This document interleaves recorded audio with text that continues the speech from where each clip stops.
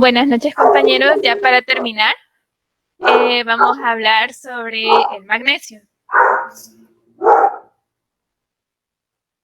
Vamos a hablar sobre el magnesio. Bueno, cabe recordar que el magnesio es el quinto ion corporal. Este va detrás del sodio, potasio, fósforo y calcio. Y además es el segundo catión intracelular más abundante, aparte del potasio. Este se encuentra un 99% intracelular, el 60% se encuentra en el hueso y el 40% se encuentra en otras células, principalmente en los músculos. Y solamente el 1% del magnesio se encuentra a nivel extracelular. El 60% se encuentra de forma ionizada, o sea, de forma libre, y 30% se encuentra en proteínas. Eso es importante debido a que, al igual que el calcio, si hay una baja en la cantidad de albúmina, también puede haber una baja cantidad de magnesio. Pero lo malo que, contrario al calcio, como nos enseñó Nancy, este no posee una fórmula como la del calcio corregido, por lo tanto es difícil saber la cantidad que hay de magnesio. Además, que como solamente un 1% se encuentra extracelular, el magnesio sérico no es un buen factor pronóstico de todas las reservas intracelulares que se tienen y por lo tanto puede infravalorarse cuando se tiene alguna deficiencia de magnesio total.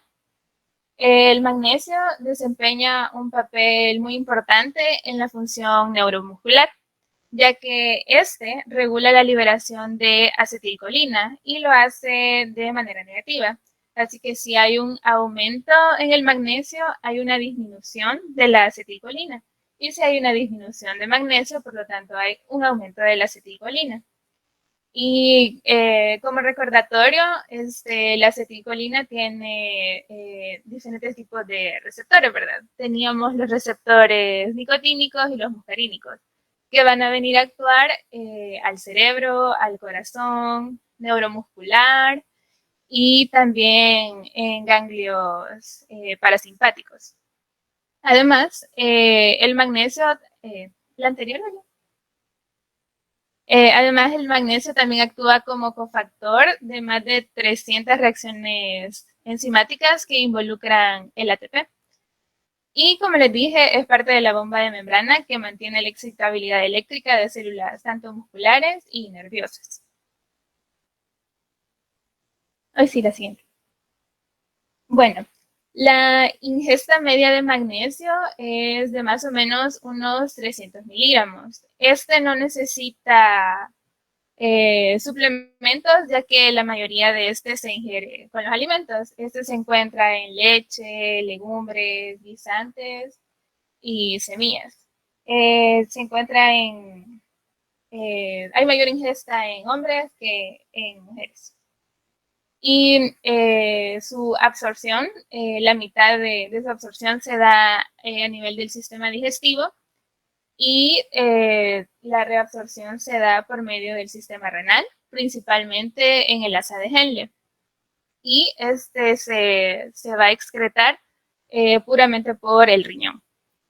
Y el principal determinante del equilibrio del magnesio es la concentración del magnesio en sí, que influye directamente sobre la excreción renal. Es decir, si nosotros tenemos una mayor cantidad de magnesio, o sea, una hipermagnesemia, entonces va a haber un aumento de excreción renal para mantener el equilibrio. Caso contrario, si hay una hipomagnesemia, lo que va a pasar es que va a haber una disminución en la excreción renal. Y las cifras normales de magnesio son de 1.8 a 2.4 miligramos por decilitro. Otras bibliografías lo toman como desde 1.7 a 2.2 o hasta 2.5. Ahí depende de la bibliografía de donde lo lean. Y las equivalencias del magnesio, un milimol equivale a 2.000 equivalentes, que es igual a 24 miligramos. Ahora hablaremos sobre la hipermagnesemia. Dale la otra. La hipermagnesemia se define como una concentración sérica de magnesio mayor a 2.2 milequivalentes por litro. La mayoría de los casos de hipermagnesemia clínicamente van a ser iatrogénicos. O sea, ¿qué significa eso? Que más que todo va a ser por aportes, porque nosotros le aportamos magnesio al cuerpo, como por ejemplo cuando se dan dosis grandes de antiácidos o laxantes que tengan magnesio, por ejemplo en la preeclampsia que se da sulfato de magnesio para producir la hipotensión y disminuir la presión arterial, intoxicación con teofilinas, la cetoacidosis diabética o el síndrome de lisis tumoral, que lo que ocurre es que como hay una destrucción de las células tumorales, entonces todo lo que está dentro de la célula, o sea, lo intracelular, sale, o sea, la gran cantidad de magnesio. Y la otra causa importante son los pacientes con enfermedad renal terminal, debido a que, como les dije, el principal sistema para excretar el magnesio es el riñón. Entonces, si se tiene una enfermedad terminal y el riñón no funciona adecuadamente, entonces no se va a poder excretar el magnesio y por tanto este se va a acumular. Y aquí tenemos una clasificación de hipermagnesemia en leve, moderada y grave, ya que con esta, conforme aumenta la magnesemia, así se van dando las manifestaciones clínicas. La siguiente, Bruno. Ahora, la presentación clínica de la hipermagnesemia. Primero hay que saber que los signos y síntomas van a presentarse cuando se tenga una concentración mayor a 4 milequivalentes por litro. Y que vamos a ver anomalías neuromusculares, principalmente la hiporreflexia, que es el primer signo que se produce cuando hay toxicidad de magnesio.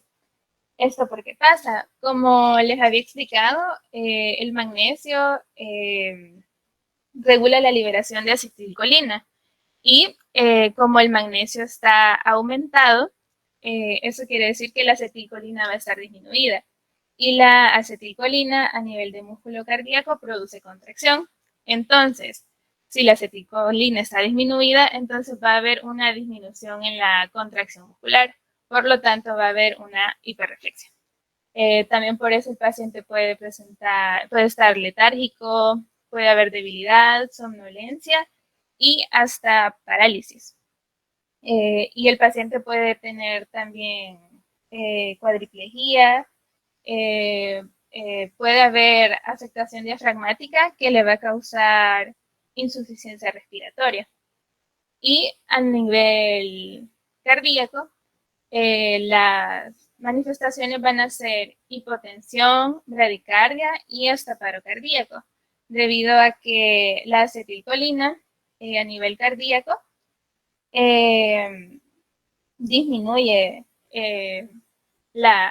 bueno, aumenta la contracción. Entonces, como la acetilcolina va a ser disminuida, entonces también la contracción cardíaca. Entonces, va a producirse una bradicardia o hasta un paro cardíaco.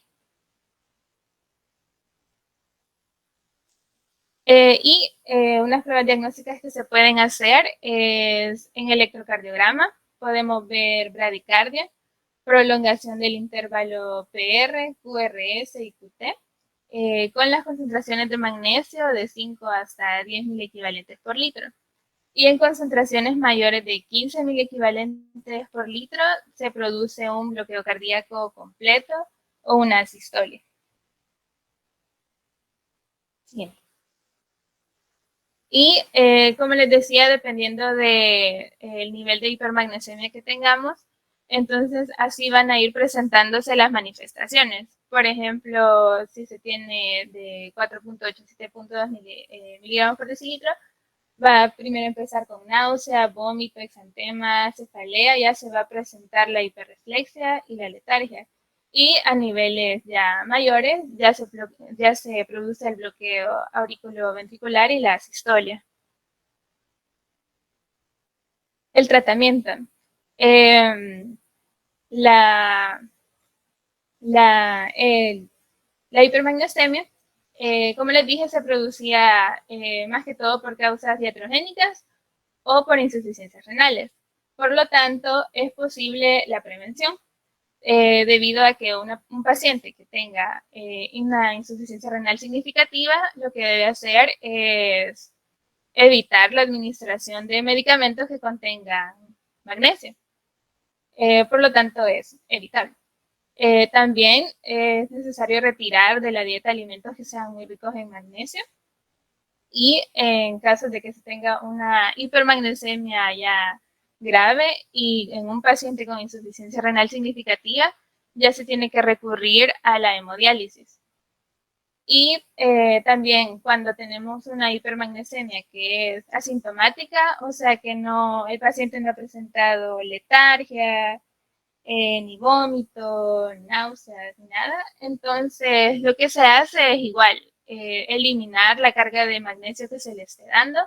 Se le puede dar fluidoterapia y furosemida.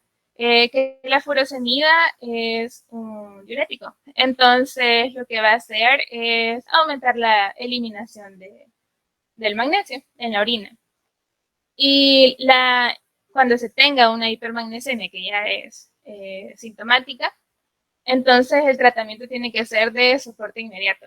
Se le va a dar ventilación mecánica si el paciente ya está en riesgo de sufrir una insuficiencia respiratoria, o colocar un marcapasos temporal para las bradiarritmias que pueda tener el paciente. Y la administración intravenosa de gluconato de calcio, que eso es lo que produce, es que va a ayudar a estabilizar la membrana celular y a eliminar el magnesio. Siguiente. Ahora vamos con la hipomagnesemia, que esta se va a definir como una concentración sérica de magnesio menor a 1.3 miliequivalentes por litro. La hipermagnesemia puede tener diferentes causas. Entre las principales tenemos alteraciones de la absorción intestinal, que esta puede darse por una malnutrición, principalmente en pacientes que han padecido alcoholismo crónico, en síndrome de mala absorción o pacientes con intestino corto, también cuando ha habido diarrea prolongada o cuando se realizan aspiraciones nasogástricas o el uso de inhibidores de la bomba de protones. También cuando hay un aumento en la excreción renal. Esto puede ser debido a un aumento en el flujo tubular renal o alteraciones en la función renal, o cuando se usan diuréticos, porque como estamos aumentando la excreción de orina, entonces ahí se nos va a ir el magnesio. Y también puede ser en síndrome de Vater y Gitterman, que el de Vater consiste en un defecto genético que hay en el asa de Henle. Y como les había dicho, el asa de Henle es la principal en reabsorber el magnesio. Entonces, esto nos va a causar una hipopotasemia, una alcalosis metabólica y la hipomagnesemia. Y el síndrome de Gittelman, que lo que causa es una hipocalemia, hipomagnesemia y también una disminución en la secreción de calcio urinario. Y también es autosómico recesivo. Y también puede deberse a fármacos, principalmente aquellos que son nefrotóxicos, como los aminoglucósidos, la amphotericina B, el cisplatino, entre otros. Y también se puede clasificar la hipomagnesemia en leve, moderada y grave. Pero como les había dicho, el problema es de que como el magnesio se encuentra en una concentración muy baja, sobre el 1%, entonces muchas veces la medición que hagamos de la hipomagnesemia no va a ser muy certera. El siguiente. El diagnóstico. La presentación clínica, al contrario de la hipermagnesemia, va a ser una hiperexcitabilidad y allá teníamos una hiperreflexia. Aquí ocurre hiperexcitabilidad por lo mismo, ¿verdad? Como hay una disminución del magnesio, entonces hay un aumento en la acetilcolina. Y si hay un aumento de la acetilcolina, entonces hay un aumento en la contracción del músculo. Por lo tanto, hay una hiperexcitabilidad. El paciente va a estar letárgico, puede producir confusión, temblores, fasciculaciones, ataxia, nistagmo, tetania y convulsiones. Los pacientes también pueden presentar el signo de Chebosky-Crusoe que les enseñó Nancy debido a la contracción muscular y porque el magnesio también va de la mano con el calcio. Las manifestaciones cardíacas pueden ser las arritmias auriculares, que se presentan como fibrilación auricular y taquicardia auricular. Pueden ser arritmias ventriculares, que también se presentan como fibrilación ventricular, taquicardia ventricular. Y eso principalmente se va a ver en pacientes que son tratados con digitálicos. Siguiente. Las pruebas diagnósticas, siempre hay que hacer una buena historia clínica y un buen examen físico. Se dice de que una concentración sérica baja junto con un escenario clínico apropiado deberían hacernos un diagnóstico de la hipomagnesemia. Pero si en caso se tenga duda de la patología, entonces se puede hacer una determinación de la excreción de magnesio en orina.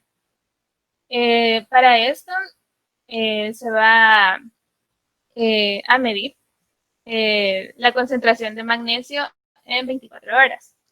Y si esta es mayor a 24 miligramos en 24 horas, eso quiere decir de que se está perdiendo magnesio a nivel renal, porque este debería de ser menor a 24 miligramos.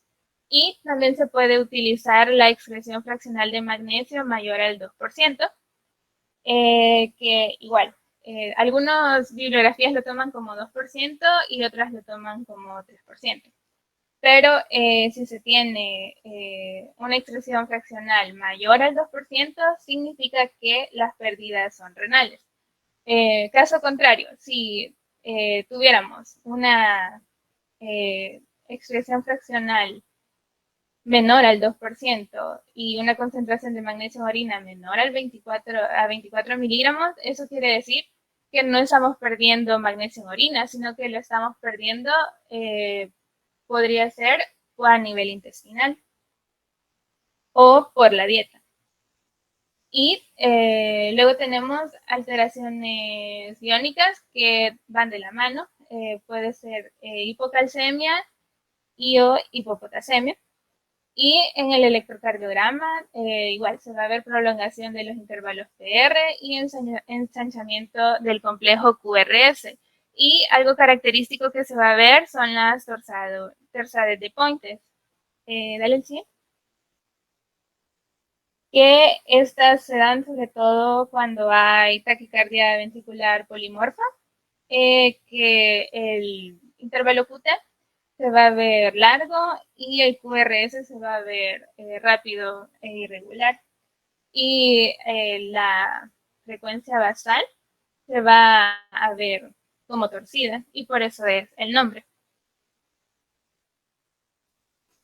Luego, por último, tenemos el tratamiento, que si es una hipomagnesemia asintomática,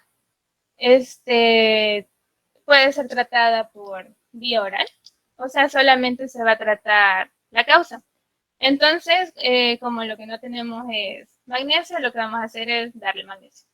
Y se le van a dar 240 miligramos de magnesio elemental en comprimidos de 400 miligramos. También se puede dar 84 miligramos en comprimidos de 140 miligramos o una liberación mantenida en comprimidos que vienen de 64 miligramos.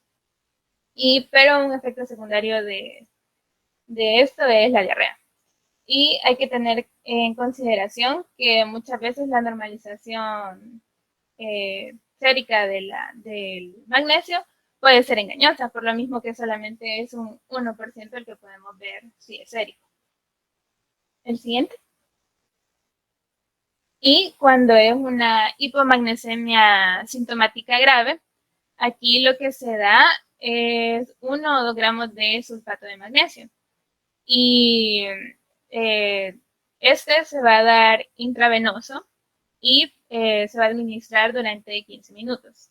Si las reservas intracelulares están muy disminuidas, entonces se va a dar el tratamiento de 3 a 7 días, pero este se va a dar en un plazo de 24 horas. Normalmente se dan 6 gramos, que es lo máximo que se puede dar, en 500 ml de suero dextrosado y se pasa en 24 horas.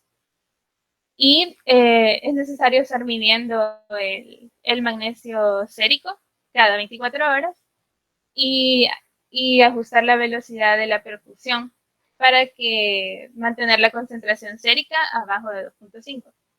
Y también hay que revisar los reflejos tendinosos y se pueden utilizar dosis reducidas y así tener un mejor control cuando se tienen pacientes con insuficiencia renal leve. Nunca se debe administrar magnesio en bolos intravenosos rápidos porque eso nos puede provocar un bloqueo auriculoventricular, puede provocar hipotensión y bradicardias. Right here in the middle ground.